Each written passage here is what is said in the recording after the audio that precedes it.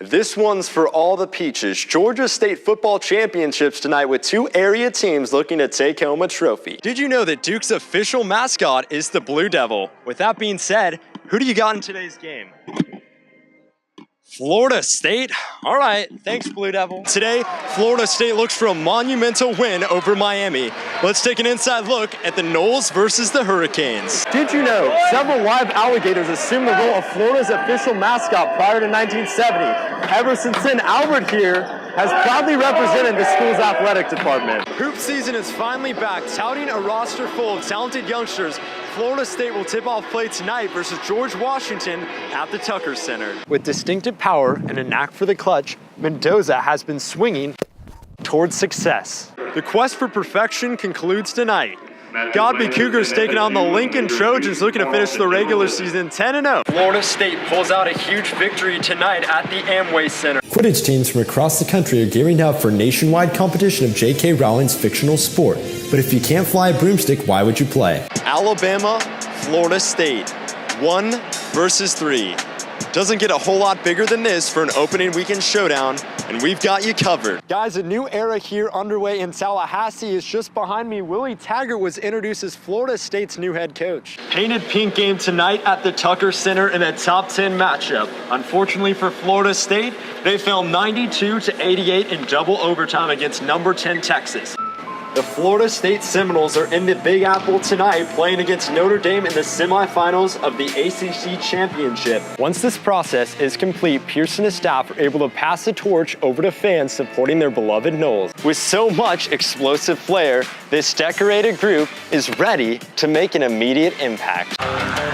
Although many will remember the Florida State-Alabama game, others will reminisce the spectacle itself. 75,000 strong, packed into the brand new Mercedes-Benz Stadium in Atlanta for the biggest season opener in college football history.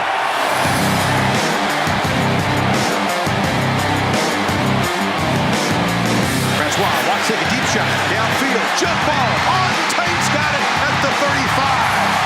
I remember 2 years ago when the game was announced, I could not wait for this game, and then it was just so surreal when it finally actually happened.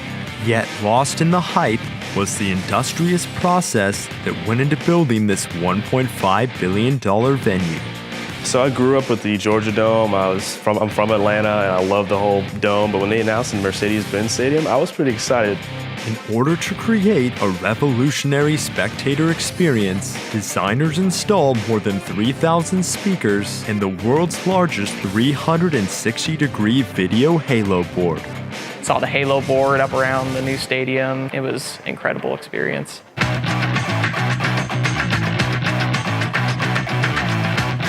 After 3 years of construction, imagination finally transformed into reality.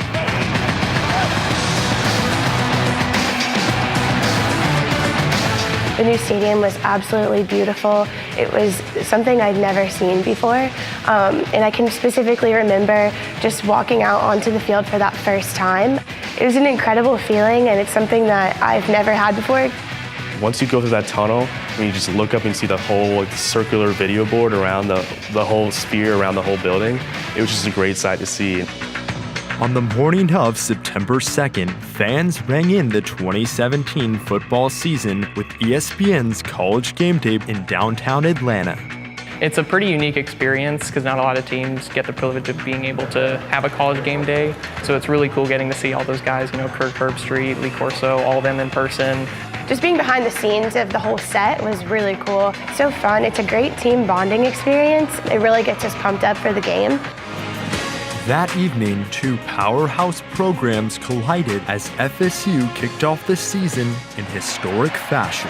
DeAndre Francois, fade route near sideline, caught ball, touchdown of it through, out, Tate, Noles lead 6-3. It's a dream scenario. That's the thing you grew up with. You grew up watching those number 1 versus number 5 matchups, and being able to actually be there and see it firsthand. It's something I'll just tell for the rest of my life. In the end, the Noles came up short as the tide rolled on. But this is only the beginning of an unforgettable season to come. I'm Blake DeVine for the Jimbo Fisher Show.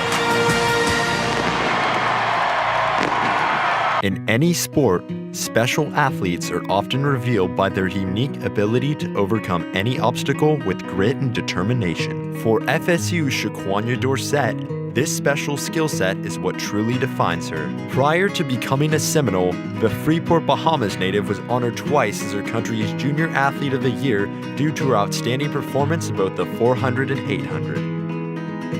Oh, it's awesome, like, to wear our national uniform with the colors and, like, go out and represent my country. It's really an awesome feeling. Like, I live for it. Upon arrival in Tallahassee, the 400-meter specialist began her freshman campaign as one of the highest-ranked junior-level sprinters in the world. So we knew that she would be an elite-level athlete, and so we knew that she was pretty good, and she did not, disappoint at all. She came right in and ran really well. When you see her compete, there's a different side to her. She's like that scary monster in your bedroom when you're growing up as a kid you're afraid of. And that comes out of her when it's time to compete. And then you see why the expectations are so high. She can do anything, absolutely anything. She's a monster competitor. The speedster quickly backed this up in stride, winning her outdoor debut in the 400 before tallying a silver medal in the 2016 Caribbean Games with a personal best time of 52.50. However, Dorsett's first season at Florida State was cut short as a result of an unfortunate injury. I was leaving class one day, looking at my phone, and I fell down the stairs. I missed a step and fell down the stairs, but I didn't think anything of it at that time. And a couple weeks later, my leg continued to hurt, and my athletic trainers didn't really know what to do because we didn't know what was really wrong. And I took an MRI and said it was like an almost stress fracture. She wanted to run. She's a great teammate. Wanted to perform for her Seminoles. But long term, she is the future of Bahamas track and field. We want to be protective of that. So we decided to shut her down, let her heal up.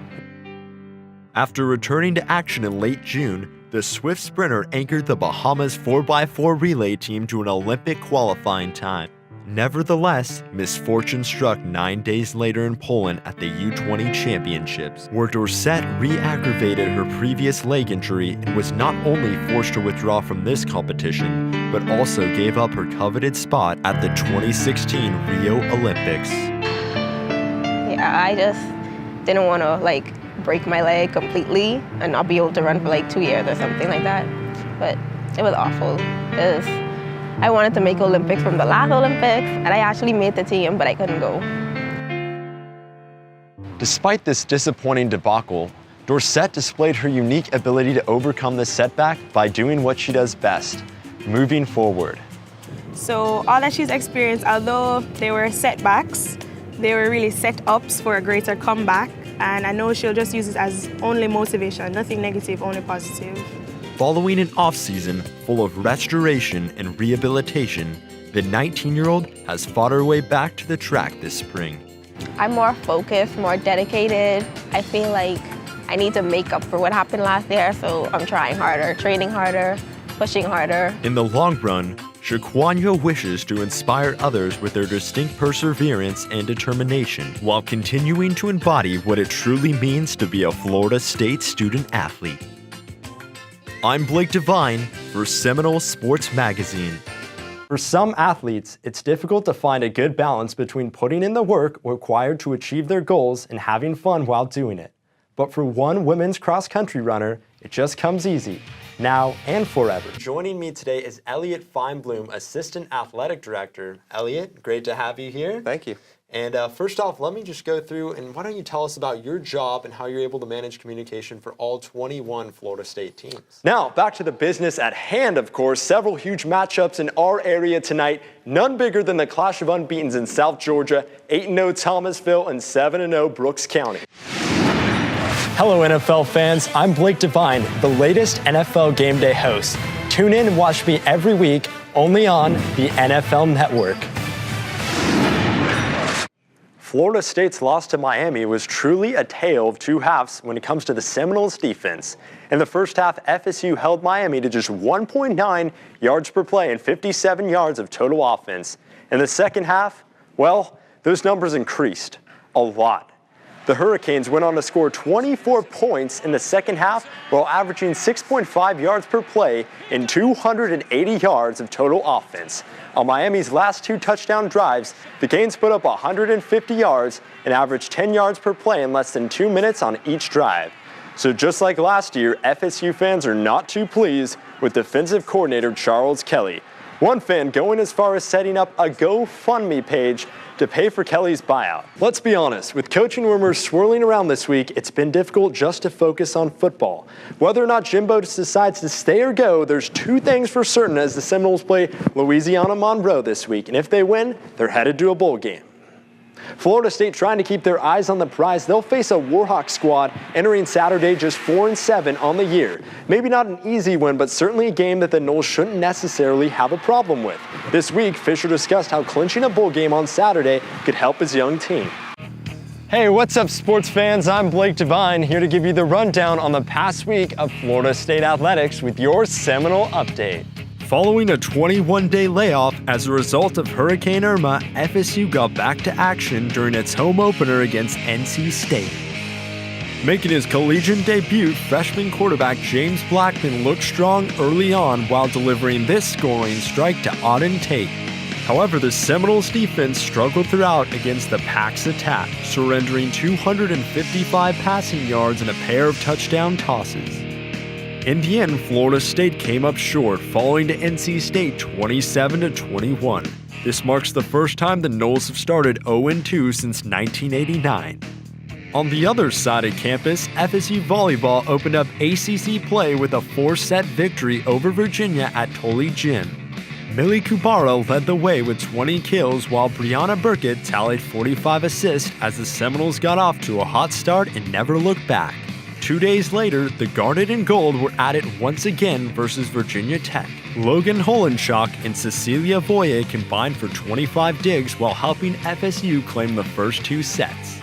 For the second match in a row, Kubara recorded 20 kills en route to eventually earning ACC Player of the Week honors.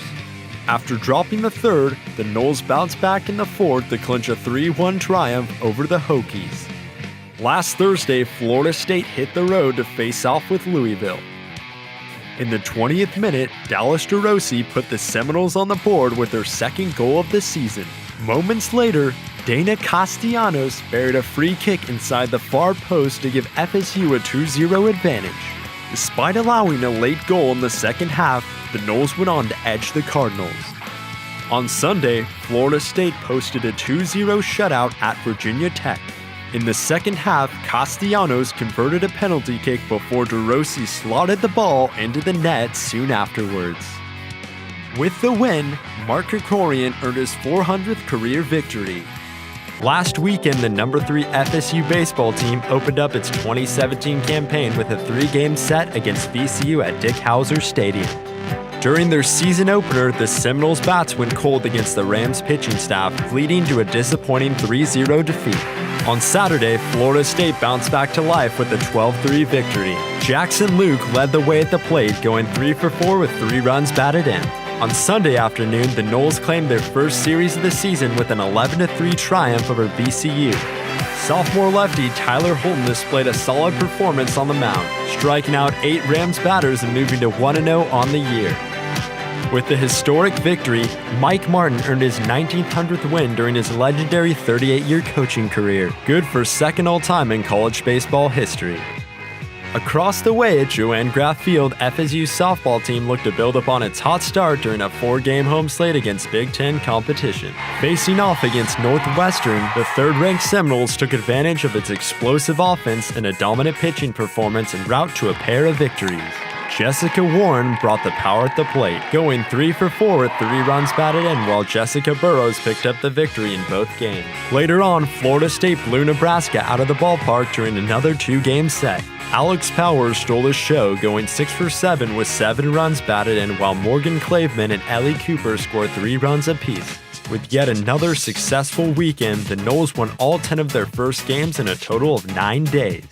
Following another frustrating road loss, FSU's men's basketball team responded with an electrifying effort on Monday night against Boston College. Bombarding the Eagles with an energized offensive energy, Dwayne Bacon and PJ Savoy combined for 31 points as the number 19 Seminoles dominated throughout during an 104-72 victory at the Tucker Center. Jonathan Isaac added 14 points for Florida State, who never trailed and is now one home win away from being perfect this year in Tallahassee. That wraps up another outstanding week in Florida State athletics. I'm Blake DeVine, and that was your Seminole Update.